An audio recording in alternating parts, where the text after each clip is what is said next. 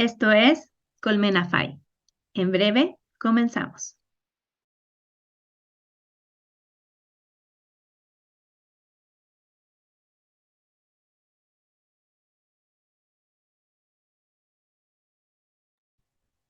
¡Listo! Bienvenidas y bienvenidos a Colmena Fi, este espacio de reflexión y de aprendizaje sobre los buenos tratos a las infancias, creado para promover el bienestar de niñas, niños, adolescentes, jóvenes y sus familias. Yo soy Claudia Ávila Schlottfeld y les invito primero a que nos sigan en nuestras redes sociales, @América por la Infancia aquí en YouTube, pero también en Facebook y en Instagram. Segundo, que revisen la oferta educativa de la Fundación en academiafai.com. Y tercero, a que nos sigan en el podcast por Spotify y nos pueden encontrar y seguir como @colmenafai. Ya estamos, hoy es jueves 23 de febrero. Estamos a punto de terminar el segundo mes del año y eso me da mucha alegría. Pero además hace un par de días fue el Día Internacional de la Mujer y la Niña en la Ciencia, el 11 de febrero.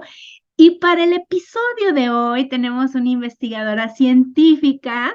No es casual que esté aquí para acompañarnos, ya en un ratito más se las voy a presentar y con ella vamos a entretejer el episodio número 13, un número que además me gusta mucho y lleva como título Desarrollo de la autorregulación infantil. Así que sean todas y todos bienvenidos y le doy la bienvenida a nuestra querida invitada de honor para el día de hoy, la doctora Cecil Mata. Bienvenida. Muchas gracias, Claudio. Un gusto muy grande estar aquí. El placer es todo nuestro. La verdad es que me encanta ir conociendo a personas que nunca antes había visto o tenido el honor de conocer. Y ya van a ver por qué ella es la invitada de honor del día de hoy. Déjame presentarte muy brevemente, ¿te parece? Bueno, la doctora Cecil María Mata es psicóloga por la Universidad José Simeón Cañas de El Salvador. Es magíster en psicología educacional por la Pontificia Universidad Católica de Chile y recientemente es doctora o se doctoró en psicoterapia por la Universidad de Chile. Además, es diplomada en promoción de apego seguro, enfoque interdisciplinario en el establecimiento del primer vínculo por la Pontificia Universidad Católica de Chile. Y también es diplomada en la detección y atención de problemas específicos de aprendizaje, atención e hiperactividad por la Fundación Pro Educación FUNPRES de El Salvador. Actualmente se encuentra en la Universidad de Heidelberg, Alemania, como investigadora invitada y es docente invitada también del Departamento de Psicología de esta misma universidad. Es investigadora colaboradora del Instituto Milenio para la Investigación en Depresión y Personalidad, MIDAP por sus siglas, en Chile.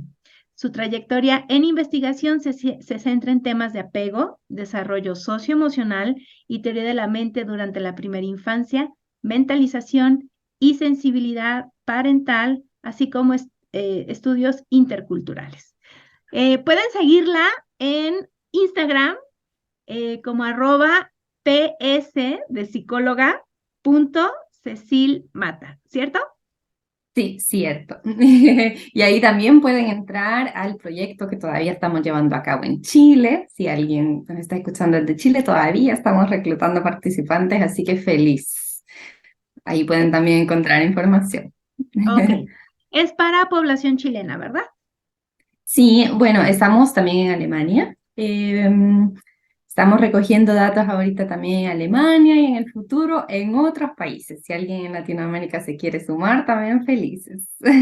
Sí. Pues encantados. Ojalá hay mucha gente en muchos otros países en Latinoamérica o en el mundo se quieran Ujú. sumar, porque este tipo de investigaciones no son tan sencillas uno, de realizar, dos, de publicar, tres, de divulgar. Exactamente, claro, porque tienes tantos factores juntos que igual tienes que elegir un foco a la vez porque si no se te mezcla un poquito todo. Sí, pues bueno, bienvenida. Muchas Gracias gracias. por hacer un espacio. Como les dije, ella se encuentra en Alemania, entonces gracias por ajustarte a los horarios para que podamos hacer posible este episodio, el número 13. Así que, ay, pues ya empecemos. Y mientras estábamos intentando ponerle un título a este episodio, me dijiste algo que me parece muy importante que las personas sepan. Es que mucha gente sabemos que es o creemos saber que es la autorregulación, pero no tenemos ni la más remota idea de lo que significa la corregulación. Pongámosles desarrollo de la autorregulación infantil y entonces, pero en el fondo hay un concepto muy bonito que tú nos vas a ir ayudando a entender para que este vínculo primario sea de mejor calidad, ¿cierto? Cierto, cierto. Oye, autorregulación y pensamos en emociones. ¿Qué, Exactamente. qué? Pensamos en emociones y pensamos en niños bien portados y pensamos en niños tranquilos y calmados, pero en verdad autorregulación es un concepto súper amplio. Es un concepto que va a incluir desde aspectos fisiológicos de nuestro cuerpo para mantener cierta homeostasis hasta procesos cognitivos complejos. Entonces es un rango bastante amplio, pero igual si nos centramos solamente en el comportamiento y en lo que podemos ver, dejando de lado aspectos fisiológicos, igual es mucho más amplio que emociones. Cuando nosotros hablamos de autorregulación en general, tenemos que entender el primer punto es importante hablar de una habilidad. Y como habilidad, entonces la podemos desarrollar, la podemos estimular y la vamos a aprender, ¿cierto? Eso es súper importante, el primer punto importante. Segundo, es una habilidad que nos va a ayudar a modular nuestros estados internos. Y estados internos no solamente son emociones, también son cogniciones, son motivaciones, todo lo que está en nuestro mundo interno y cómo lo modulamos. Y el último punto importante es que en general la autorregulación tiene un fin, tiene un objetivo que a lo mejor me puse yo sola, yo solo, o que otros me han solicitado, o que el contexto me lo solicita de alguna forma, ¿cierto? Entonces, pero sí, emociones es una parte de la autorregulación y creo que me gustaría también hacer énfasis en que la autorregulación no es solamente suprimir, ¿cierto? No es solamente aplacar ciertos aspectos que vienen de nuestro mundo interno, sino que es buscar un equilibrio. El equilibrio puede ser a veces, claro, bajar nuestros niveles de ansiedad o nuestros niveles de motivación están muy altos y los tenemos que modular hacia abajo, pero a veces también hace falta modularnos hacia arriba. Y ese equilibrio se va a ver en un periodo de tiempo en donde, bueno, autorregulación no va a depender siempre estar en un estado cognitivo, motivacional o emocional determinado, sino que sabernos ajustar a un momento, a un contexto determinado. Entonces, una persona que sabe autorregularse es una persona que a lo mejor no va a gritar de enojo en un momento en el que el contexto no es el más adecuado, pero luego va a buscar un contexto en el que sí pueda expresar ese enojo o una forma más saludable en la que sí pueda expresar ese enojo. Entonces, la autorregulación es un equilibrio y eso creo que es algo importante de entender. Y aquí hay algo que acabo de anotar y subrayar, sabernos ajustar, esto que acabas de decirnos hace unos instantes, sabernos ajustar. Y si bien es cierto que nos dices que las emociones solo es una parte, la otra parte, cuando tú dices es sabernos ajustar, la autorregulación, pienso, también tiene que ver con esta forma en la que nacemos, tan inmadura en nuestro sistema nervioso. No es que no tengamos neuronas ahí funcionando, más bien las neuronas no se están comunicando de manera efectiva y eso lleva un proceso, ¿cierto? Eso es súper importante porque en la autorregulación, sobre todo en la autorregulación de la parte un poco que se llama así como de arriba hacia abajo, en donde nosotros tenemos cierto control de nuestro mundo interno y no al revés, entra la corteza prefrontal, es súper, súper importante y es una de las áreas que todos sabemos que al nacer tenemos más inmadura. Entonces, claramente los niños en los primeros años de vida realmente no tienen la capacidad neurobiológica de autorregularse. Es como es imposible porque no tienen el área prefrontal que está importante para lograrlo desarrollada. Sin duda es un área que durante la primera infancia se desarrolla mucho y tiene un avance increíble, pero cuando termina de desarrollarse esta área, en la adultez temprana incluso. Entonces, claro, también vamos a esperar entonces que la autorregulación sea gradual, ¿cierto? A medida que nuestra biología nos lo vaya permitiendo y teniendo las experiencias que nos permitan desarrollar y ejercitar una habilidad para la cual tenemos que practicar, entonces vamos a ir adquiriendo esta habilidad. Y aquí me hace recordarles invitar a revisar el episodio número 9 con el magíster Gonzalo Silva Seriani. El tema era apego y regulación del estrés.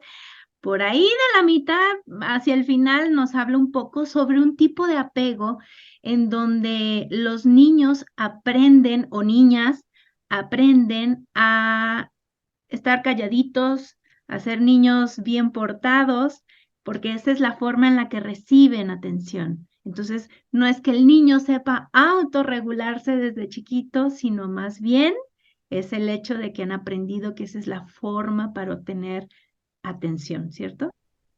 Y eso es súper importante como no confundir autocontrol con autorregulación. Autocontrol es una estrategia que nosotros podemos utilizar para autorregularnos, pero hay muchísimas otras y cuál va a ser saludable o no depende de varias cosas. Depende de del momento en el que estamos, de las habilidades que tengamos, de la edad del niño también. Hay distintas estrategias que aumentan en complejidad y hay ciertas estrategias que se van a aprender antes. Hay estrategias que nosotros utilizamos para autocontrolarnos en un momento de estrés, por ejemplo, podemos respirar, podemos tomar agua, pero estrategias de autorregulación más complejas, que se van a adquirir sin duda mucho más adelante en el desarrollo, va a incluir incluso el manejo del contexto, o sea, tú anticipar un momento de estrés y prepararte con anterioridad para ese momento.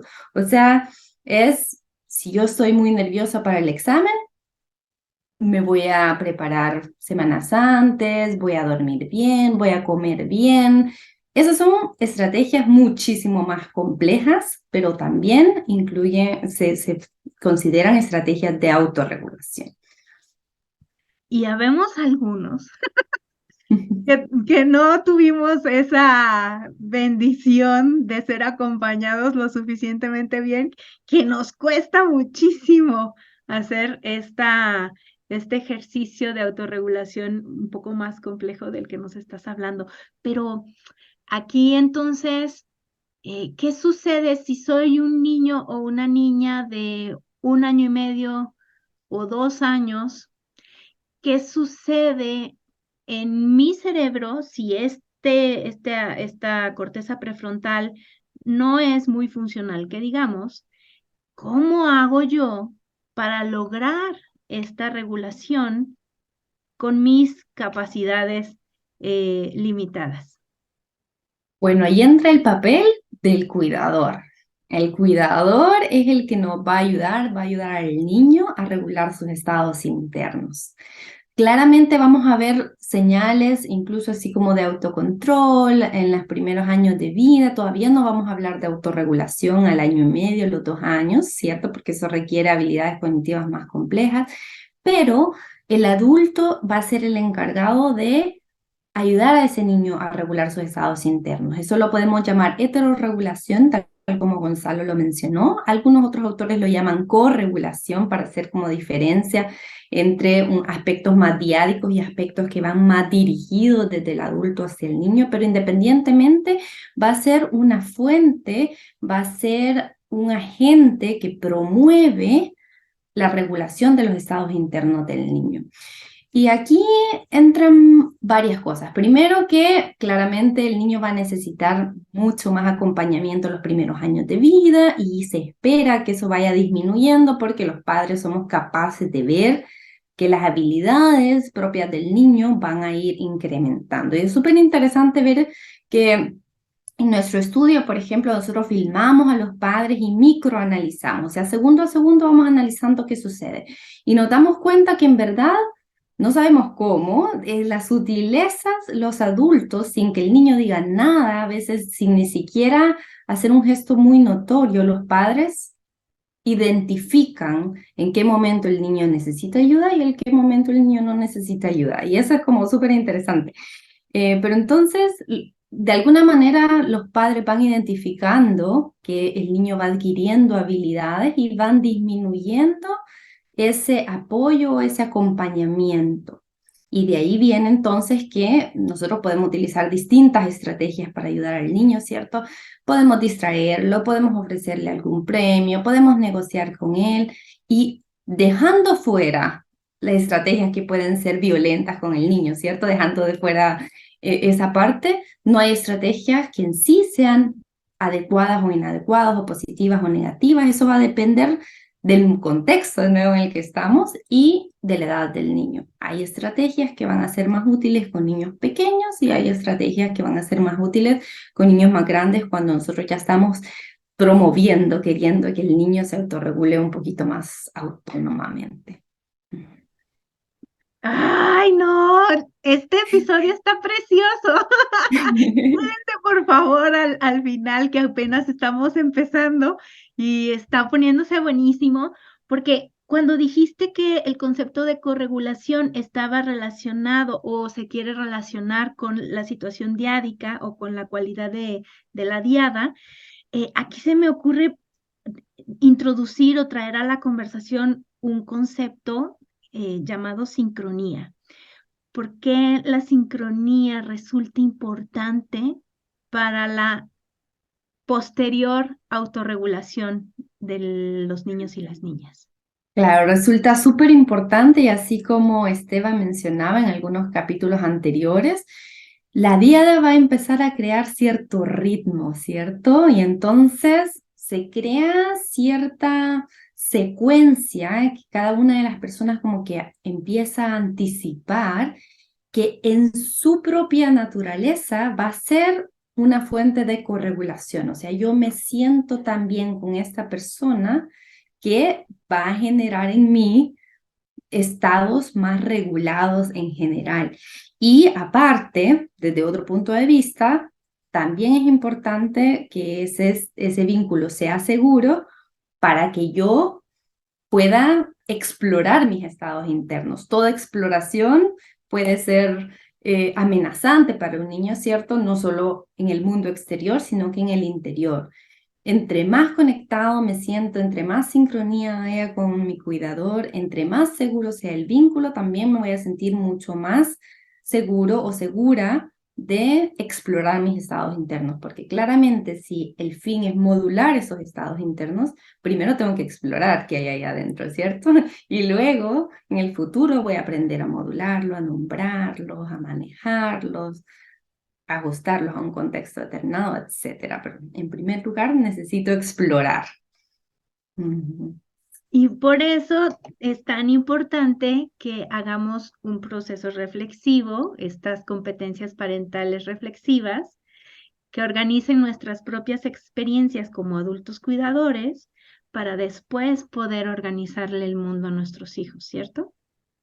Cierto, totalmente. Y así como mencionaba también la doctora Josefina en uno de los episodios anteriores, claro, Es súper importante, yo creo que esto también es súper importante. Nosotros para corregular a un niño, para ofrecerles un estado emocional, cognitivo, motivacional equilibrado, también necesitamos nosotros que nuestro mundo interno esté de cierta manera equilibrado.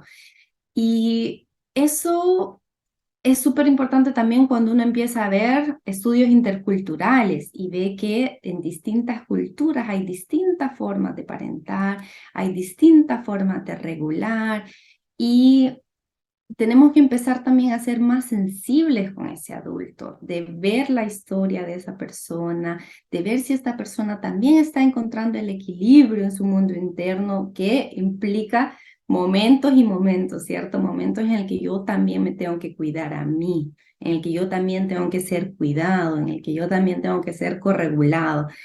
Y vamos a tener una fuente distinta. A lo mejor no es el niño el que esperamos que nos regule o el que no vamos a correr hacia el niño cuando nuestro sistema de apego esté activado, sino que vamos a buscar a otro adulto, ¿cierto? A otro vínculo, pero de todas maneras necesitamos ese acompañamiento. Y bueno, si no saben cuál es el episodio de la doctora Josefina Escobar, vayan al episodio número 10 de hace 3 episodios atrás. Y el tema era justamente agotamiento parental, porque también en esta danza de la diada, en esta sincronía, en esta sintonía y en estas características que definen una diada suficientemente buena, el estrés tiene su cuota negativa en este desarrollo de la autorregulación, ¿cierto?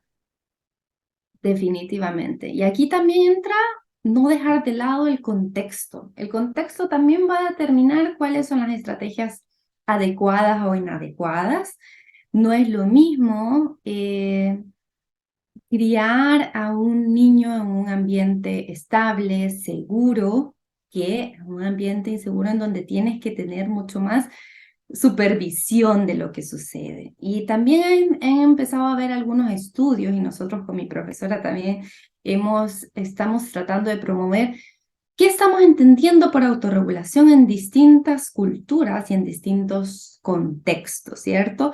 La autorregulación tiene varias áreas y en algunas culturas nosotros vamos a entender una persona autorregulada como esa persona que es capaz de establecer sus metas y gestionar su comportamiento para a largo plazo, conseguir esas metas. Entonces va a ser una persona autónoma, independiente. Y en otras culturas, una persona o un niño autorregulado va a ser el que acata las reglas, el que sigue las reglas, ¿cierto? Y no es que una u otra sea errónea, ambos tenemos ambas habilidades, la autonomía y la capacidad de relacionarnos y de considerar las metas de un grupo en mayor o menor medida, pero sí es importante considerar que autorregulación puede significar distintas cosas y que determinados comportamientos autorregulados van a ser adecuados o inadecuados dentro de un contexto. Y lo mismo sucede con estrategias de corregulación. Las estrategias con las que yo voy a acompañar al niño pueden ser más o menos directivas, pueden ofrecer más o menos espacio al niño a expresar o a negarse a ciertas cosas y eso va a depender también del contexto. En un niño súper independiente o que va en contra de las reglas, en algunos contextos, bien, va a ser muy exitoso, ¿cierto? En otros contextos eso podría ser un riesgo. Entonces, no, en general, comportamientos de niños, comportamientos de padres, siempre en un contexto, siempre dentro de un momento, no etiquetar estrategias ni de corregulación ni de autorregulación como adecuadas o inadecuadas, prácticas parentales, de nuevo, dejando de lado ciertos aspectos que pueden ser violentos contra el niño. También hay que ver el contexto, ver las creencias de ese adulto, ver la historia, ver de dónde viene, ¿cierto? Cuáles son las intenciones también que hay detrás de qué es lo que vemos en una interacción, en 5 minutos, a veces tiene una historia muy grande detrás.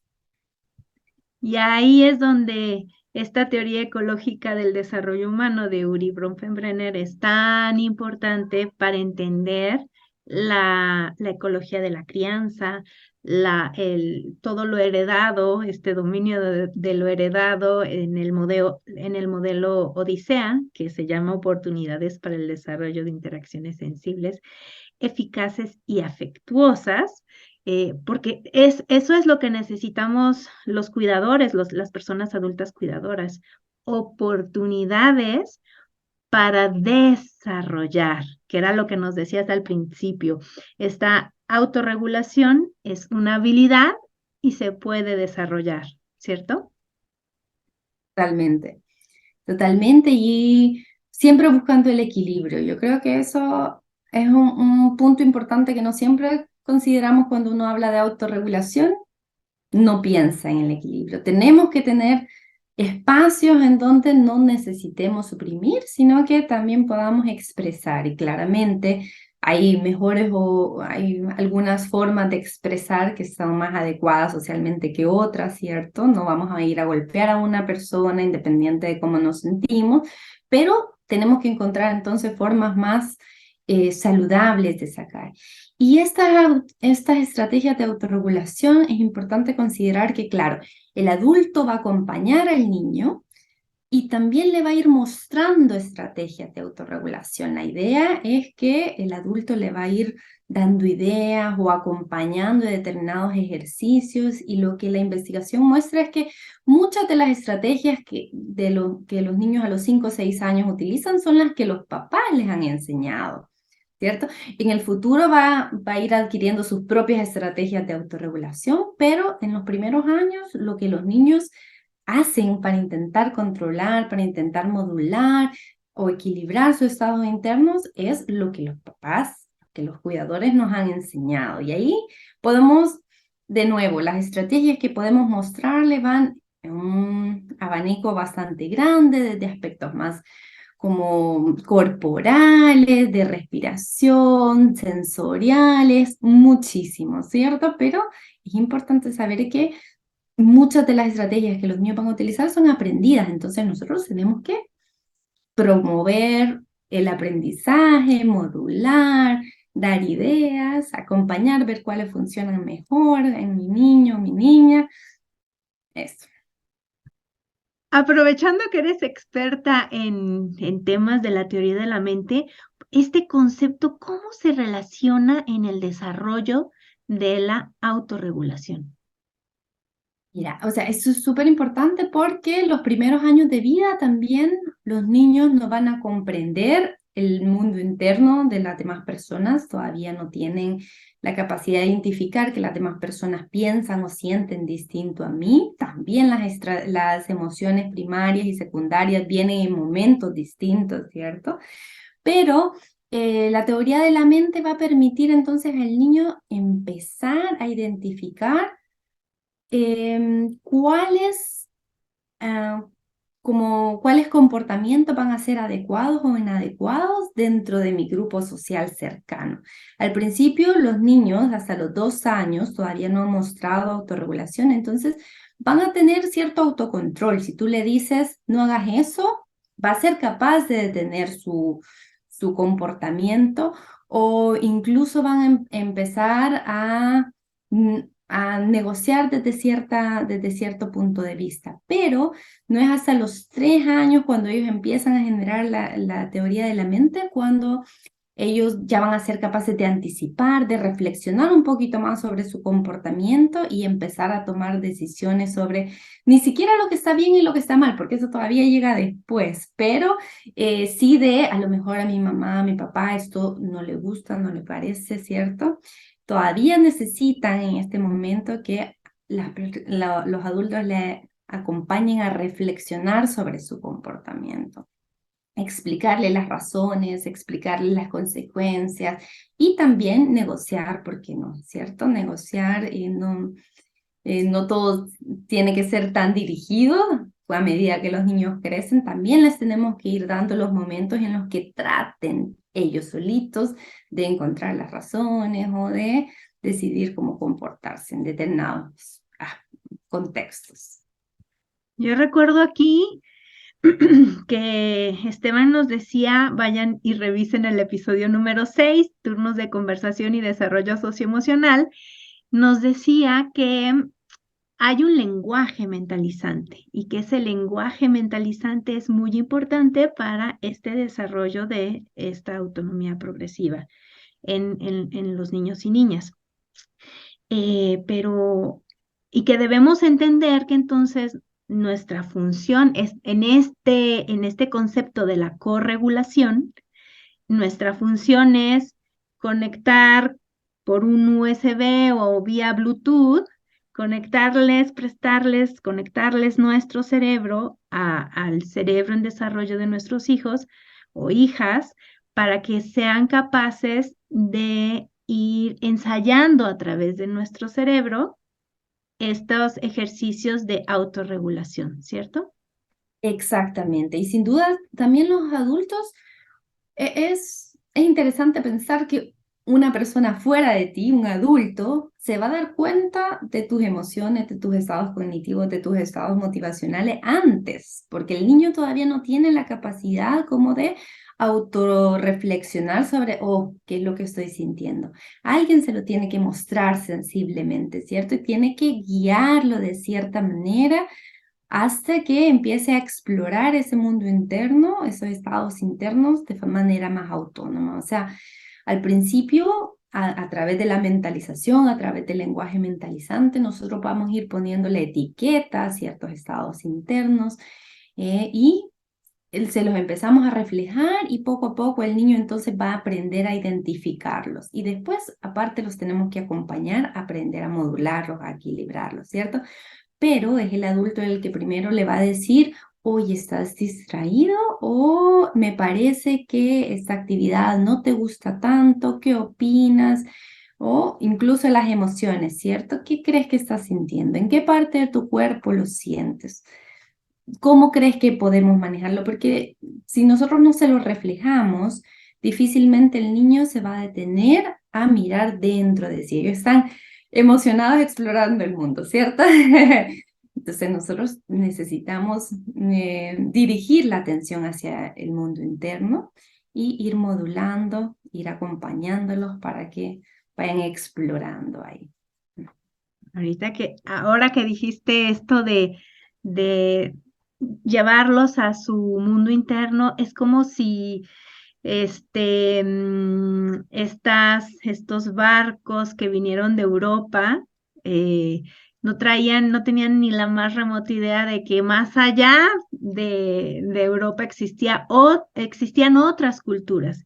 Y entonces podrían llegar y casi que ni siquiera verlas hasta que alguien dijo, aquí hay algo y vino y nos colonizó hace muchos siglos.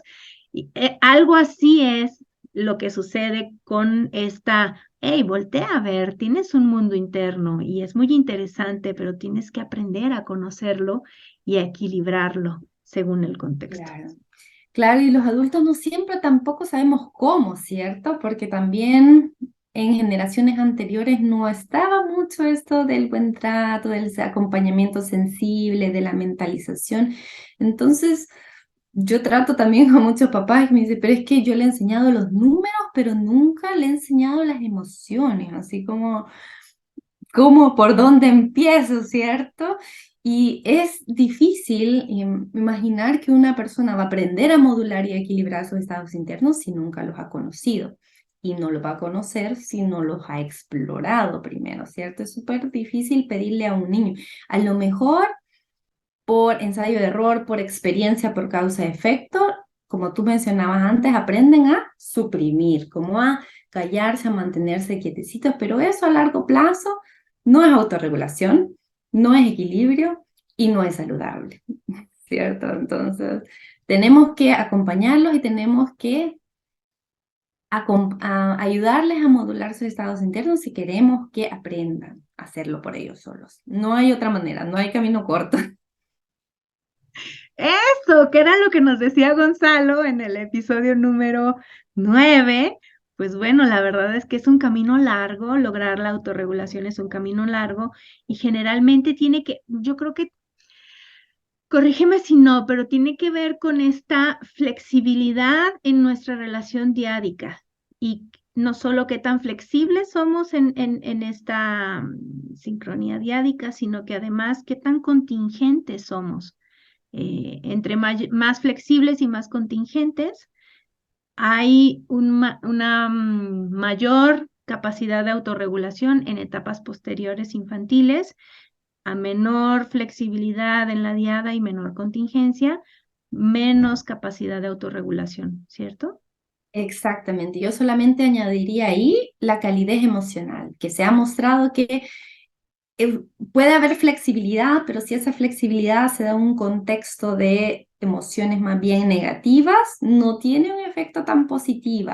Entonces tiene que ser flexible, contingente y en un estado emocional cálido. Y ahí cuando tú hablas de flexibilidad es también importante pensar que la autorregulación también tiene una parte genética importante, no es solo aprendizaje, y entonces nosotros también como adultos tenemos que aprender a ver al hijo que yo tengo frente a mí. Hay niños a los que les va a costar más porque simplemente su fisiología reacciona de una manera más extrema que otros niños. Entonces, no vamos a esperar que todos los niños se autorregulen a la misma edad. De hecho, no están tan claros, sí, una serie de pasos, pero no la edad a la que se va a lograr, porque hay una parte genética, hay una parte fisiológica, hay una parte de desarrollo neuronal y aparte el aprendizaje. En las culturas hay énfasis en determinados aspectos de la autorregulación y entonces también eso va a determinar cuándo vamos a lograr ciertos estadios, ciertos milestones, ¿cierto? Entonces, esa flexibilidad es súper importante. Aparte, nosotros también tenemos que pensar de nuevo el contexto es súper importante para la autorregulación. Podemos esperar, sí, que el niño vaya aumentando sus habilidades de autorregulación y es importante también hablar cuándo nosotros podemos esperar que un niño sea autorregulado, pero independiente de eso, aún nosotros como adultos hay situaciones que pueden sobrepasar nuestras habilidades y aún cuando tengamos buenas estrategias de autorregulación, va a haber momentos, va a haber contextos en los que los niños van a volver a desregularse y nosotros podemos volver a corregularlos independiente de la edad que tengan. ¿Cuándo esperamos que un niño se autorregule?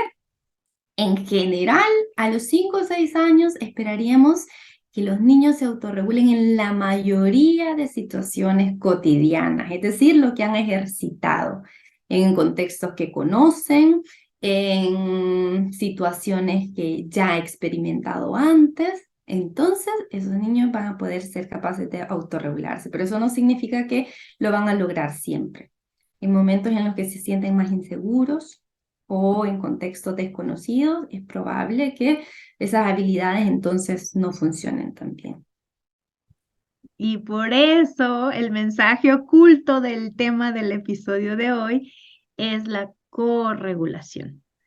Porque, como bien dijiste, si bien es cierto que la autonomía se va desarrollando y eso da origen al término este de autonomía progresiva, la realidad es que, digamos que el primer paso para tener una supercarretera es la corregulación. La supercarretera sería la autorregulación. Exactamente. Y esa corregulación, así como decía Gonzalo, va en dos aspectos. Unos, estrategias un poco más dirigidas que el adulto va a lograr y otra en esta conexión, en ese ritmo, en esa diada, en donde tú vas creando ciertas patrones de interacción que van a ayudar al niño a irse aprendiendo a autorregular, ¿cierto? Pero, como decíamos antes, el camino es largo, tiene algunos retrocesos también. Y no tenemos que dejar de lado que la autorregulación son todos los estados internos, ¿cierto?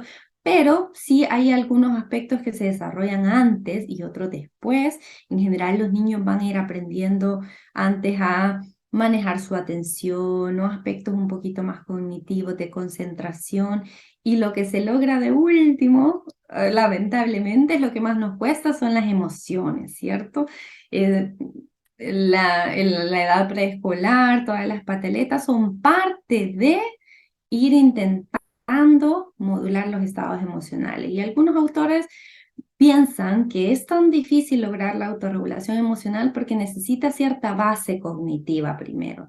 Necesita ser capaz de identificar y de comprender aspectos a nivel cognitivo y encima aspectos emocionales. Entonces, como integra ambos mundos, por eso es tan difícil. Y yo creo que es súper importante también como cultura aprender a ser más sensibles o también promover más el conocimiento de cuándo en verdad nosotros podemos esperar que un niño se autorregule emocionalmente, que es lo que más nos cuesta. Tenemos que aprender a ser culturalmente sensibles también con los padres, tratando de acompañar sensiblemente una pataleta, porque es totalmente normal y no vamos a esperar que un niño se autorregule. Antes de los 5 años, no. De los 5 años en adelante, incluso ese rango puede ampliar un poquito más, dependiendo de las características del niño, del temperamento, del contexto, etc. ¡Ay! Entonces, muchas de las cosas que nos estás diciendo me remiten al episodio 6 de Gonzalo de Esteban, perdón, porque yo recuerdo que él hablaba sobre unas competencias socioemocionales y que tienen, según yo, tienen que ver con esto de lo que nos estás hablando un poco, ¿cierto? Claro, o sea, en general, todo el mundo socioemocional, sí, tiene aspectos genéticos y tiene aspectos fisiológicos, pero también tiene una gran carga social del acompañamiento que los padres o que los cuidadores, que las personas cercanas van haciendo de ese niño. Y esas, en general nosotros hablamos de habilidades y es importante pensar que van a requerir cierto ensayo y error, cierto acompañamiento al principio y luego vamos a ir disminuyendo, los niños van a ir adquiriendo más y más habilidades, pero es un aspecto progresivo y la autorregulación ciertamente va a ser un motor positivo para muchísimas otras áreas. Los niños que saben autorregularse mejor van a ser mucho más aceptados socialmente en el futuro, pero cuando tú ves los estudios también es súper impactante ver cómo la autorregulación en edades escolares va a predecir incluso aspectos en la vida adulta, incluso aspectos de características parentales que tú vas a tener con tus propios hijos, aspectos económicos, aspectos laborales, o sea, es un aspecto súper transversal. Alguien me preguntaba, pero ¿y entonces cómo lo diferencias de otras habilidades? Porque la autorregulación parece estar en todo. Y es como, claro, es tan transversal como la cognición. ¿Te puedes imaginar algún comportamiento humano en donde la cognición no entre en juego? Es súper difícil. Entonces la autorregulación también. Todo el tiempo nosotros nos estamos autorregulando nuestra atención, nuestro estado de motivación, nuestras emociones. Eso todo el tiempo de manera consciente o inconsciente. Estamos autorregulándonos. Yo, mientras decías esto de que es muy transversal y esta capacidad predictora de la, digamos, de la sensibilidad, de las redes de la empatía, de la red de la teoría de la mente, cómo el estilo de crianza o el tipo de parentalidad que tengamos con nuestros hijos, poniendo en juego la coordinación de estas redes de nuestro cerebro parental, pueden predecir las habilidades socioemocionales de nuestros hijos ya en etapa escolar, en preescolar más bien, y aún después en etapa de adolescencia, y más aún, cómo es que prestarle mi cerebro con mis circuitos neuronales parentales bien coordinados entre ellos, sirve para ir moldeando este cerebro social que posteriormente será el cerebro parental con el que vamos a mentalizar a nuestros hijos, con el que vamos a tener mayor empatía, con el que vamos a recibir mayor recompensa al cuidarlos, al cambiarles el pañal, al apapacharlos, ¿cierto? Es impresionante. Y en ese sentido, también la autorregulación, si nosotros hablamos de los adultos, también entra la capacidad de darnos cuenta que no estoy en un estado atencional o emocional adecuado para realizar ciertas actividades. O sea, nosotros también hemos seguido a los niños longitudinalmente, todavía no muchos puntos, pero sí los estamos siguiendo y como vamos analizando segundo a segundo, también empezamos a ver cuáles son las estrategias de autorregulación que los adultos también están realizando siempre que interactúan con los niños y cómo a medida los niños crecen, las relaciones también se vuelven un poco más horizontales y hay momentos en los que los niños también empiezan a dirigir estrategias de regulación hacia los padres. Eso es súper interesante. Entonces, claro, eso también es como lo que tú mencionabas antes, es la flexibilidad, ¿cierto? Porque las interacciones no van a ser siempre las mismas, así como Esteban nos mencionaba. Las características de los niños van cambiando muy rápido y también requieren que ese padre flexibilice y adapte las estrategias, porque en un principio quien se va a adaptar es un poquito más el adulto, ya cuando estamos hablando de adolescentes es un poquito más simultáneo, pero en un primer momento es el adulto el que va a ir identificando y adaptando sus estrategias, sus acompañamientos. Es súper interesante y así como decía la doctora Josefina también, no es una tarea fácil. O sea, claro, uno dice, ay, sí, tengo que ser sensible, tengo que tener cierto ritmo, tengo que ser mentalizante, y todo suena perfecto, pero así como decía Esteban también, es encuentros y desencuentros. No vamos a ser perfectos todo el tiempo y eso también es parte de la autorregulación. También es importante que nosotros le dejemos ver a nuestros hijos que yo también tengo un mundo interno, que a veces estoy desmotivado, que a veces estoy molesto, que mis estados internos y también mostrarle entonces aceptamos este estado, este mundo interno, buscamos formas adecuadas de expresarlas para volver a buscar un equilibrio, para volver a encontrar un equilibrio. Ay, y si creen que resulta una tarea titánica y casi casi imposible de realizar, eh, más bien piensen en el hoy, solo por hoy. Y también piensen en esto que nos decía Cecil, que además nos lo dijo Gonzalo, que además nos lo dijo Josefina y que nos los dijo también Esteban y casi todos nuestros invitados, nuestras personas invitadas, pues es que hay la bondad de la reparación, el regalo de la reparación y más allá de no quererse equivocar, es bueno, sí te puedes equivocar, ¿sabes? Pero puedes hacer un ejercicio de reparación y de reconectar en esa sincronía de la que nos estabas hablando. Sí, y yo creo que definitivamente lo primero, si alguien nos pregunta, ¿y entonces qué hago? Yo creo que lo primero que tendríamos que hacer es empezar a explorar nuestros mundos internos y el mundo interno de los niños. Eso yo creo que es lo primero. Abrir, empezarnos a preguntar qué es lo que siento, cómo se siente mi hijo, mi hija, porque a partir de ahí entonces es cuando vamos a empezar a realmente brindarles un espacio en donde puedan ejercitar o practicar la autorregulación.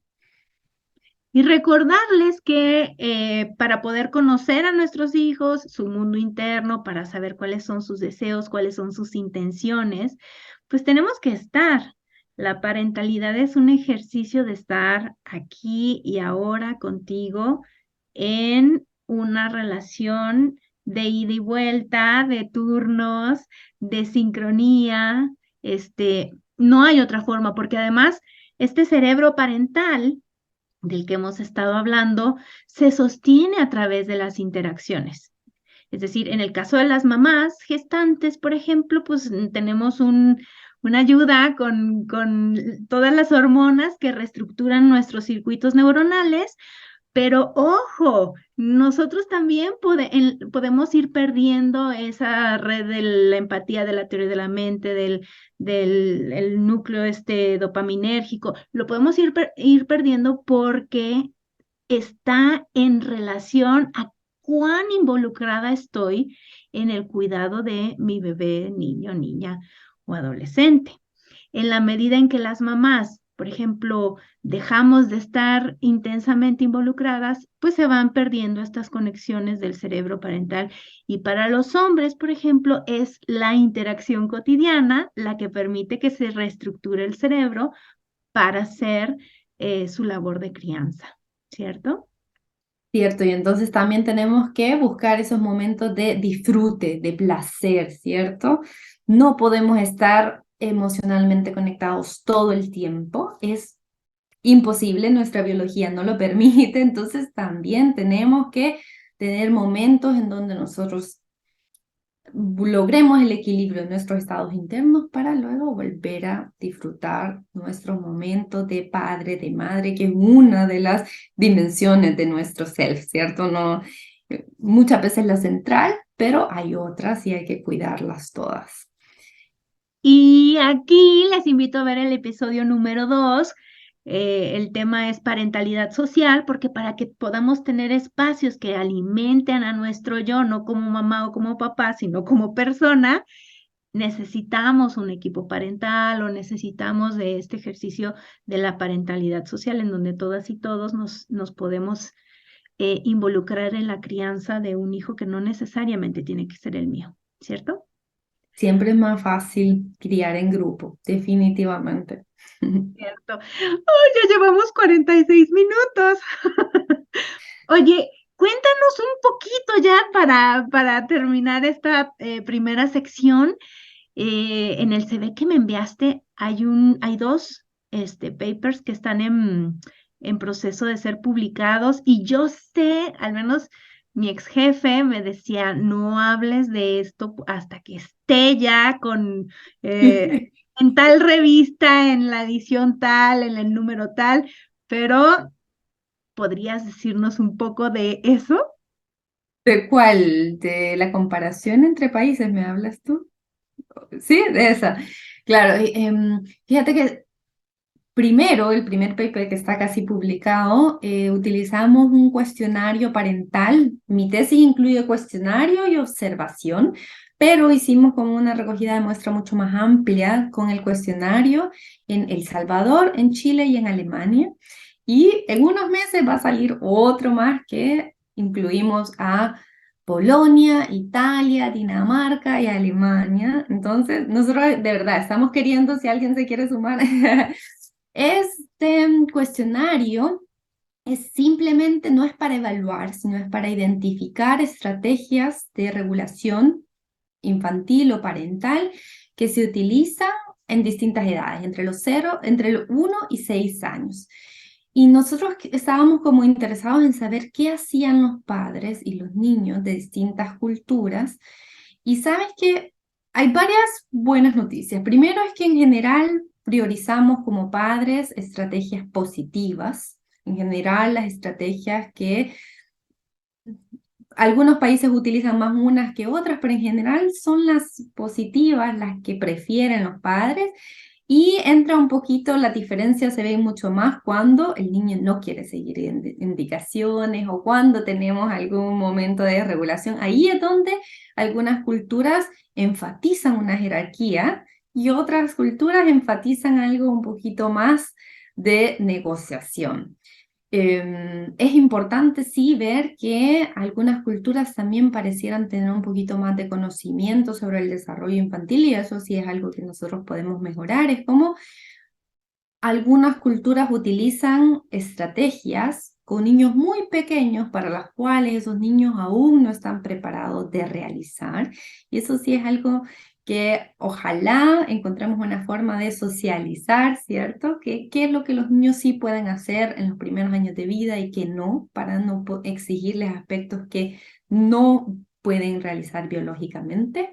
Pero en general, los niños de las distintas culturas van adquiriendo mayores niveles de autorregulación.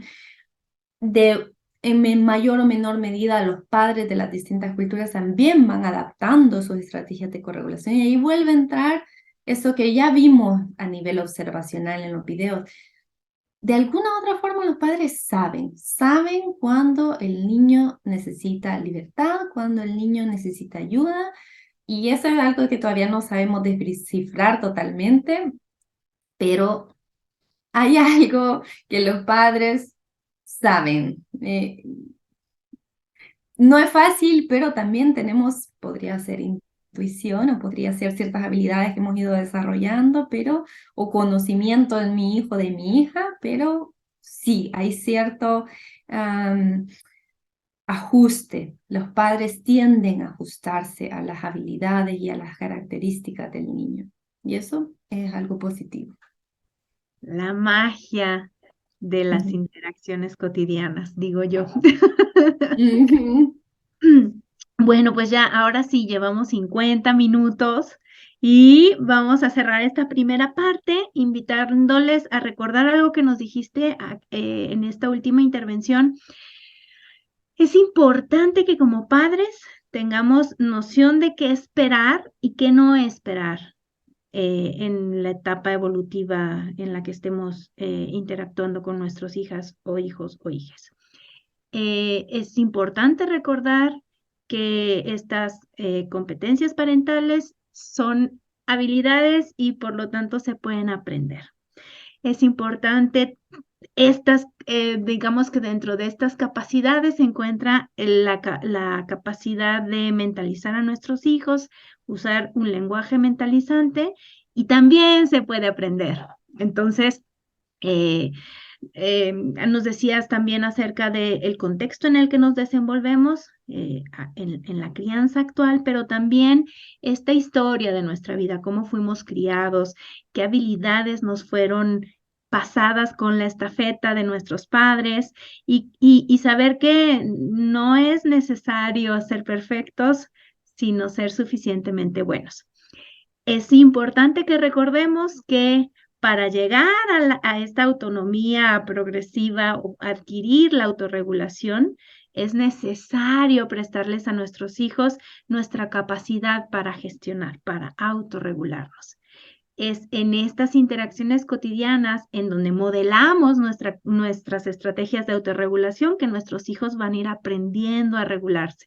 Como nos decía Gonzalo, no es lo que decimos, sino lo que hacemos, lo que nuestros hijos registran y se quedan ahí en sus modelos operativos internos, ¿cierto?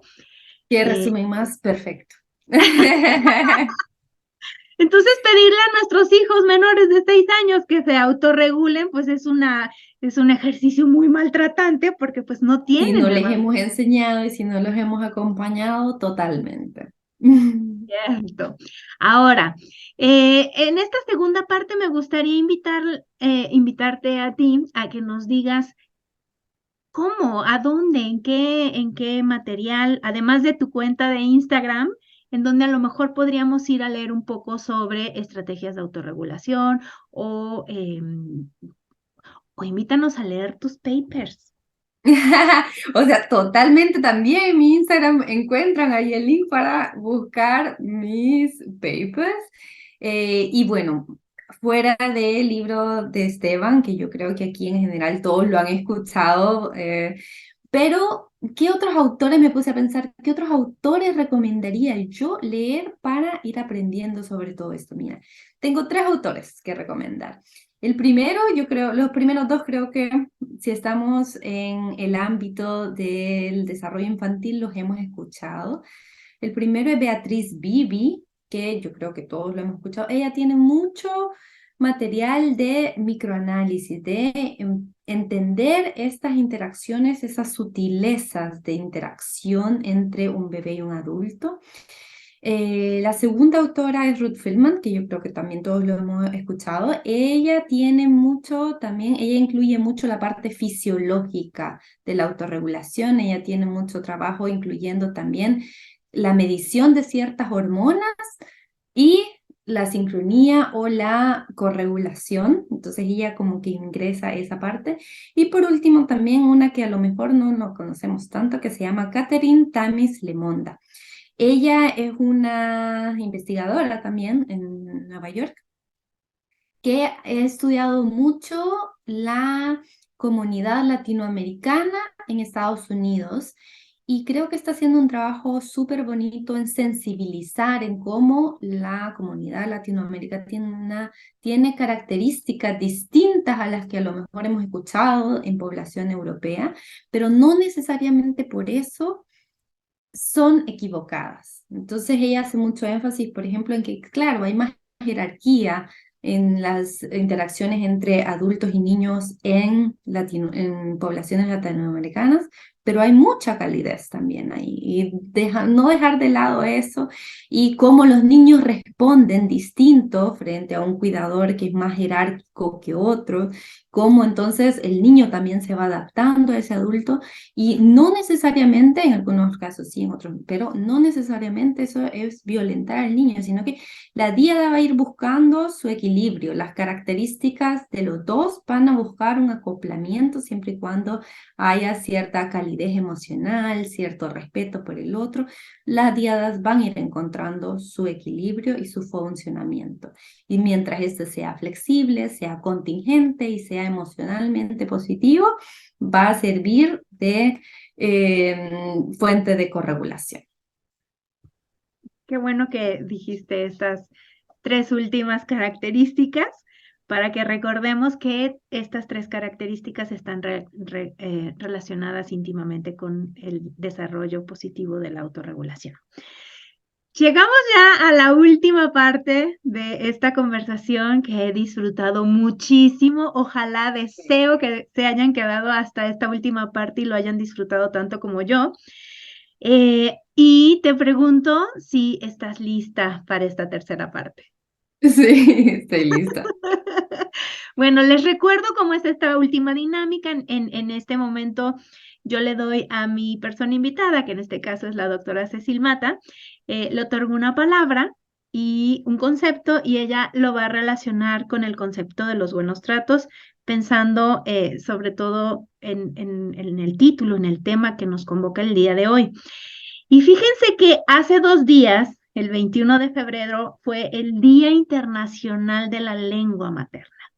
Entonces, me parece que este último ejercicio también nos ayuda a celebrar la existencia de esto que nos da identidad, que nos permite nombrar la realidad de las personas, no solamente comunicarnos con las otras personas, sino tener un sentido de pertenencia, de cultura, de historia a través de nuestra lengua materna. Así que tu palabra, Cecil, es mentalización. ¿Cómo se relaciona la mentalización con los buenos tratos? De todas maneras, yo creo que, bueno, no. Sí es posible que hayan buenos tratos sin mentalización, no me iba a corregir, pero es mucho más fácil cuando existe mentalización porque entonces hay cierto respeto por la otra persona, por los estados internos, no estás asumiendo nada, sino que te posiciona frente a una persona que tiene un mundo interno propio, individual, distinto al mío, y en mi ejercicio de tratar de comprenderte, me puedo posicionar en las distintas posibilidades que hay de explicar tu comportamiento y eso creo que va a promover en general mejor trato. O sea, yo poniéndome considerando las distintas posibilidades, es mucho más fácil entender el comportamiento como algo que puede tener distintas opciones, distintas intenciones, y a lo mejor si te pregunto, tú me dices una intención distinta a la que yo había considerado desde mi defensa, ¿cierto? Porque a veces es totalmente normal que elevemos nuestras defensas cuando el comportamiento del otro nos parece amenazante, pero al mentalizar pensamos, a lo mejor hay otras opciones, y yo creo que eso en general promueve el buen trato, el considerar opciones. Ay, me encantó, porque justamente aquí quiero invitarles, si todavía no se han inscrito, al diplomado Evaluación de competencias parentales, un enfoque ecológico relacional de la Fundación América por la Infancia, porque justo hay un ejercicio de devolución al final, digamos, de toda la trayectoria del diplomado. Vemos a Gonzalo Silva haciendo un proceso de devolución de todo el proceso de evaluación de nuestro caso. Y es tan bonito hacer en este ajuste del que nos hablas, es decir, me parece esto y tu intención me pareció esta y que nuestro hijo nos diga, no del todo. Ajá, Y sí. no, eso no es mío. Y la otra que quiero dejarles aquí en la mente es, yo recuerdo haber escuchado a una maestra mexicana, una maestra psicóloga mexicana que está en proceso de doctorarse, que se llama Marcela Aguilar, y ella decía, mentalizar es curiosear en la mente del otro. Y ese verbo curiosear me parece tan mágico como... Es bonito. Sí, te lo voy Sí, a robar. me encanta porque da cuenta de la magia de la relación diárica. Este, y yo amo a Ruth Feldman. Sí, es maravillosa. Tiene cosas muy lindas ella, sí. Bueno, pues se nos acabó el programa del día de hoy. Felicidades, doctora Cecil Mata, por todas las cosas maravillosas que usted ha publicado. Tú has publicado en el mundo de la... Gracias. Ojalá pronto acepten esos dos papers que están en proceso de ser publicados.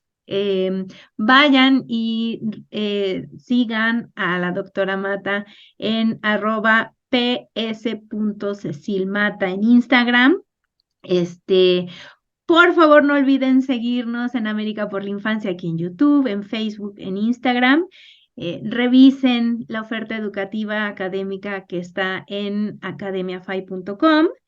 Y gracias, gracias a todas las personas que se conectaron, gracias a la doctora Cecil Mata, gracias a Carlos Díaz por todos los diseños tan bonitos que él hace para la fundación, gracias a Javier Lenis por hacer posible esta transmisión y les esperamos para el siguiente episodio con el doctor Lucas Raspal. Muchísimas gracias, Cecil. Muchísimas gracias, Claudia. Un gusto enorme estar aquí. Fue una delicia. Gracias. Una linda forma de cerrar esta semana. Que tengan un lindo fin de semana, todas y todos. Pásenla bonito y nos vemos el próximo jueves en punto de las 9 de la mañana, hora Ciudad de México, 12 p.m., hora Chile, Argentina y Uruguay. Buena tarde y buen fin de semana.